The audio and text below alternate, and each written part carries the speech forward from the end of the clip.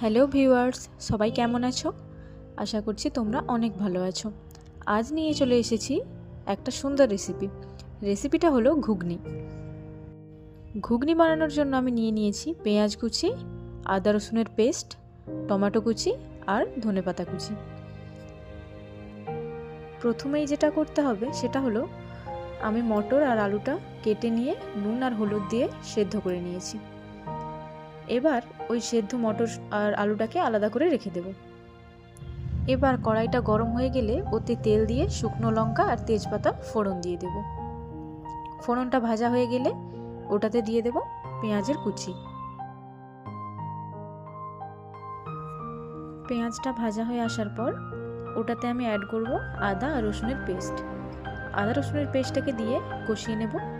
কষিয়ে নেওয়ার পর দিয়ে দিয়েছি টমেটো কুচি। টমেটোটা হালকা সফট হয়ে আসলে ওটাতে আমি নুন অ্যাড করে দেব, যাতে টমেটোটা একটু বেশি তাড়াতাড়ি সফট হয়ে যায়। এবার ওটাতে আমি গুঁড়ো মশলা দেব, হলুদের গুঁড়ো, লঙ্কার গুঁড়ো, জিরে গুঁড়ো, ধনে গুঁড়ো। এবার সব কিছু একসাথে মিশিয়ে নেব। মশলাগুলো যাতে পুড়ে না যায় তার জন্য সামান্য একটু জল দিয়ে আমি কষিয়ে নেব।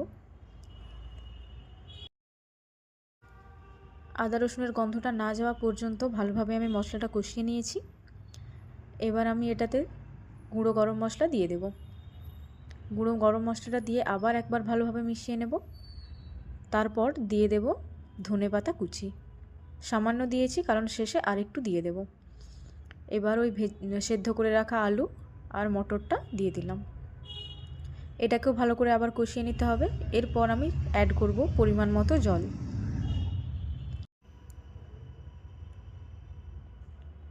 পরিমাণ মতো জল দিয়ে ভালোভাবে এটাকে মিশিয়ে নিয়ে ফুটতে দিতে হবে।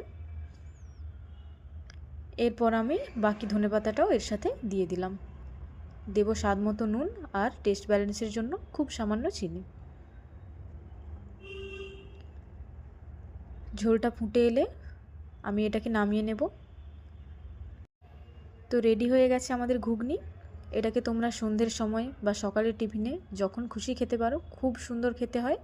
এটাকে আমি সার্ভ করেছি কাঁচা লঙ্কার কুচি, পেঁয়াজ শসা কুচি আর লেবু আর একটা সেদ্ধ ডিম দিয়ে। তোমরাও একবার ট্রাই করে দেখো, এভাবে বানালে খুব সুন্দর লাগবে খেতে। ট্রাই করে অবশ্যই কমেন্টে জানিও। আবার দেখা হচ্ছে পরবর্তী কোনো ভিডিওতে আরও একটা নতুন রেসিপি নিয়ে। ততক্ষণ আপনারা খুব ভালো থাকবেন, আর এরকমই নতুন নতুন রান্না শিখতে অবশ্যই চ্যানেলটি সাবস্ক্রাইব করে দেবেন। ধন্যবাদ।